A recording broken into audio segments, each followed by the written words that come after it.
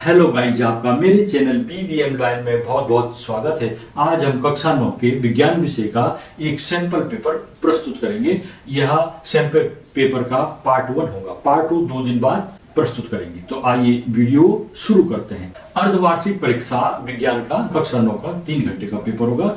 निर्देश होते हैं, इसमें निर्देश के अनुसार आपको कार्य करना है। इस प्रश्न पत्र में 30 प्रश्न होंगे। सभी प्रश्न अनिवार्य है। प्रत्येक प्रश्न के लिए नियत अंक उसके सम्मुख दर्शाए गए हैं। प्रश्न संख्या 1 बहुविकल्पीय प्रश्न होता है। प्रश्न संख्या 2 से 6 तक 1 अंक का प्रश्न, 7 से 15 तक 2 अंक का प्रश्न, 16 से 24 तक 3 अंक का प्रश्न और 25 से 30 तक 4 अंक के प्रश्न है। इस प्रश्न के प्रत्येक खंड के उत्तर में 4 विकल्प दिए गए हैं। सही विकल्प अपनी उत्तर पुस्तिका में लिखिए।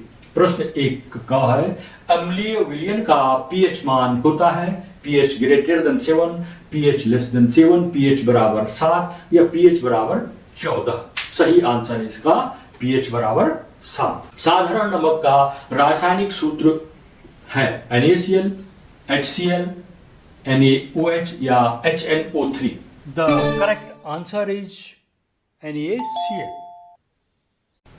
प्रतिरोध का मात्रक है वोल्ट, ओम, एम्पियर या जूल।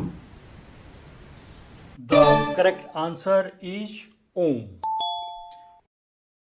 सोडियम परमाणु संख्या 11 का सही इलेक्ट्रॉनिक विन्यास है 28821, 281 या 128। The correct answer is 2,8,1। Xylem ऊतक का कार्य है जल का संवहन, भोजन का संवहन, जल तथा भोजन दोनों का संवहन या उपरोक्त में से कोई नहीं। द करेक्ट आंसर इज जल का संवहन। प्रश्न 1 का च, बल तथा द्रव्यमान में संबंध है। बल बराबर द्रव्यमान बटे त्वरण, बल बराबर द्रव्यमान गुणा त्वरण या द्रव्यमान बराबर बल गुणा त्वरण या बल बराबर द्रव्यमान त्वरण बटे द्रव्यमान। द करेक्ट आंसर इज बल बराबर द्रव्यमान गुणा त्वरण। प्रश्न 2, उस धातु का नाम और संकेत लिखिए जो सामान्य ताप पर द्रव अवस्था में पाई जाती है। तो पारा है धातु और उसका संकेत है Hg। प्रश्न 3, रुधिर यानी ब्लड किस प्रकार का ऊतक यानी टिश्यू है? आंसर रक्त संयोजी ऊतक कनेक्टिव टिश्यूज का एक प्रकार है। प्रश्न 4, जब आप साइकिल चलाते हैं तो कौन कौन सी ऊर्जा का रूपांतरण होता है? हल होगा इसका। जब हम साइकिल चलाते हैं तो हमारी पेशियों में संचित रासायनिक ऊर्जा यानी केमिकल एनर्जी पैडल को यांत्रिक ऊर्जा यानी मैकेनिकल एनर्जी में रूपांतरण करती है। फिर इस ऊर्जा से साइकिल के चक्कों को गतिज ऊर्जा प्राप्त होती है। प्रश्न 5, मुक्त पतन से आप क्या समझते हैं? आंसर, मुक्त पतन किसी पिंड की गति है जहां गुरुत्वाकर्षण ही एकमात्र बल है जो उस पर कार्य करता है। प्रश्न 6, फ्लोएम। फ्लोएम की पौधों के लिए उपयोगिता बताइए। फ्लोएम के कार्य, यह पत्ती से पौधों के विभिन्न भागों में खाद्य पदार्थों का संवहन यानी कन्वेक्शन बोलते हैं इसको करता है। सेकंड, यह पौधों को यांत्रिक सहायता प्रदान करता है। प्रश्न 7, गुणसूत्र किससे बने होते हैं? गुणसूत्र केंद्रक द्रव्य में महीन धागों के जाल जैसी रचना क्रोमेटिन जाल से बनती है। प्रश्न 8, नहाने के बाद हमें ठंड क्यों लगती है? नहाने के पश्चात हमें ठंड मालूम होती है क्योंकि हमारे शरीर से लगी पानी की बूंदें वाष्प बनती हैं और इसके लिए शरीर से ही गर्मी सोखी जाती है। इसी कारण गीले कपड़े पहनकर चलने से ठंड लगती है। अगला प्रश्न 9, विलयन यानी सॉल्यूशन क्या है? आंसर, 2 या 2 से अधिक समांगी मिश्रण होमोजीनियस मिक्सचर को विलयन कहा जाता है। प्रश्न 10, लाइसोसोम को आत्मघाती थैली क्यों कहा जाता है? लाइसोसोम कोशिका का अपशिष्ट निपटान वाला तंत्र है। यह कोशिका अंगों के टूटे फूटे भागों को पाचित करके साफ करता है। कोशिकीय उपापचय में व्यवधान के कारण जब कोई कोशिका क्षतिग्रस्त या मृत हो जाती है तो लाइसोसोम फट जाते हैं और एंजाइम अपनी कोशिकाओं को ही पाचित कर देते हैं। इसलिए लाइसोसोम को कोशिका की आत्मघाती थैली कहा जाता है। प्रश्न 1, निम्नलिखित को रासायनिक और भौतिक परिवर्तनों में वर्गीकृत कीजिए। पेड़ों को काटना, मक्खन का एक बर्तन में पिघलना, अलमारी में जंग लगना, जल का उबलकर वाष्प बनना, विद्युत तरंग का जल में प्रवाहित होना तथा उसका हाइड्रोजन और ऑक्सीजन गैसों में विघटित होना, जल में साधारण नमक का घुलना, फलों से सलाद बनाना, लकड़ी और कागज का जलना, इनको भौतिक और रासायनिक परिवर्तनों में हमने वर्गीकृत करना है। उत्तर है पेड़ों को काटना है रासायनिक परिवर्तन, मक्खन का एक बर्तन में पिघलना भौतिक परिवर्तन, अलमारी में जंग लगना रासायनिक परिवर्तन, जल का उबलकर वाष्प बनना भौतिक परिवर्तन, विद्युत तरंग का जल में प्रवाहित होना तथा उसका हाइड्रोजन और ऑक्सीजन गैसों में विघटित होना रासायनिक परिवर्तन है। जल में साधारण नमक का घुलना भौतिक परिवर्तन, फलों से सलाद बनाना भौतिक परिवर्तन, लकड़ी और कागज का जलना रासायनिक परिवर्तन है। तो भौतिक परिवर्तन और रासायनिक परिवर्तन में इस तरह से आपने वर्गीकृत करके लिख देना है। प्रश्न 2, निम्नलिखित को तत्व यौगिक तथा मिश्रण में वर्गीकृत करें। यहाँ पर ये पदार्थ दे रखे, सोडियम, मिट्टी, चीनी का घोल, चांदी, कैल्शियम कार्बोनेट, टिन, सिलिकॉन, कोयला, वायु, साबुन, मीथेन, कार्बन डाइऑक्साइड, रक्त यानी ब्लड। उत्तर है तत्व में आएंगे सिलिकॉन, टिन, चांदी और सोडियम। यौगिक में लिखेंगे आप calcium carbonate, methane, carbon dioxide. मिश्रण में लिखेंगे आप मिट्टी, चीनी का घोल, कोयला, वायु, साबुन और रक्त यानी ब्लड। तो ये तत्व यौगिक और मिश्रण में विभाजित हो गए हैं। प्रश्न 3, निम्नलिखित में से कौन कौन से परिवर्तन रासायनिक परिवर्तन है।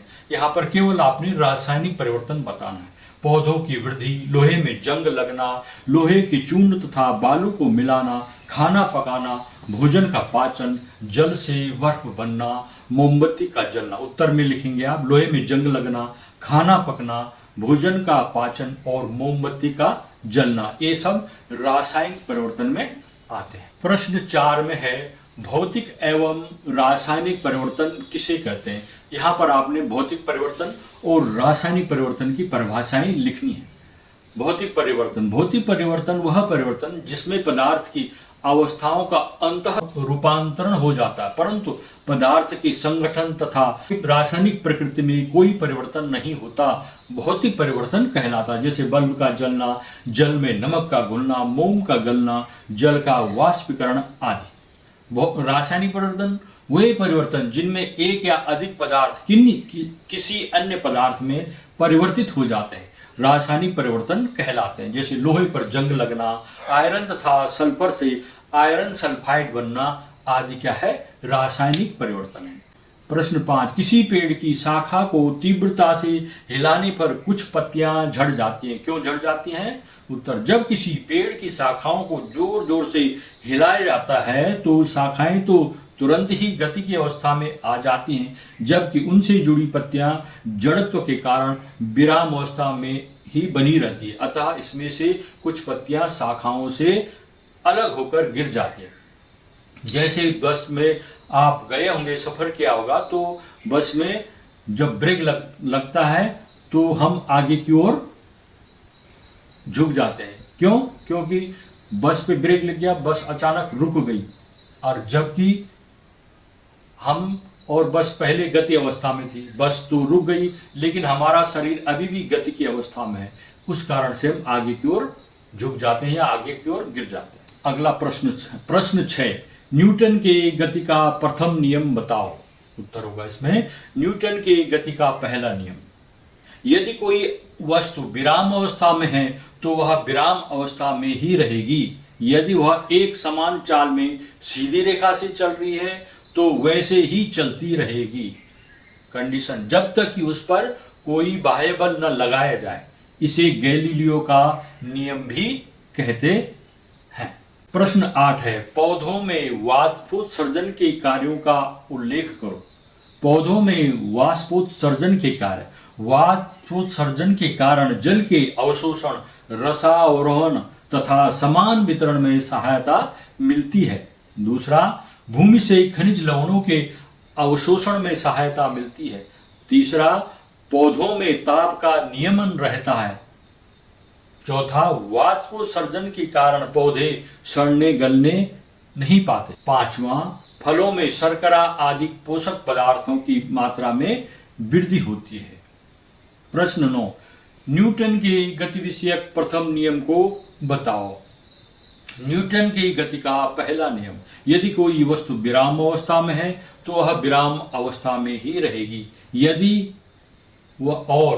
वह एक समान चाल में सीधी रेखा से चल रही है तो वैसे ही चलती रहेगी जब तक कि उस पर कोई बाह्य बल न लगाया जाए। इसे गैलीलियो का नियम भी कहते। प्रश्न 10, एक पिंड का द्रव्यमान 30 किलोग्राम है, उस पर 60 न्यूटन का बल आरोपित किया जाता है। ज्ञात कीजिए कि पिंड में कितना त्वरण उत्पन्न होगा। आंसर इसका दिया है, पिंड का द्रव्यमान दे रखा है 30 किलोग्राम और उस पर बल लगता है 60 न्यूटन का। त्वरण बराबर सूत्र क्या होता है, बल बटे द्रव्यमान या F बराबर m इंटू ए। पिंड में उत्पन्न त्वरण F बटे m, 60 बटे 30, तो 60 में 30 का भाग दे देना है। 30 दूना 60, किलोग्राम से किलोग्राम कट जाएगा तो त्वरण हो जाएगा 2 मीटर प्रति सेकंड स्क्वायर। त्वरण का SI मात्रक है मीटर सेकंड, ये उसकी संकेत है, मीटर प्रति सेकंड स्क्वायर या जूल। आंसर इसका विकल्प सी, मीटर प्रति सेकंड स्क्वायर। प्रश्न 6, एक वस्तु का द्रव्यमान 10 किलोग्राम है, पृथ्वी पर इसका भार होगा 98 न्यूटन, तो जो ये 98 न्यूटन है, विकल्प सी। ये इस तरह से आपने इन प्रश्नों के उत्तरों को याद कर लेना है, इसमें से कई प्रश्न आएंगे। वीडियो देखने के लिए बहुत बहुत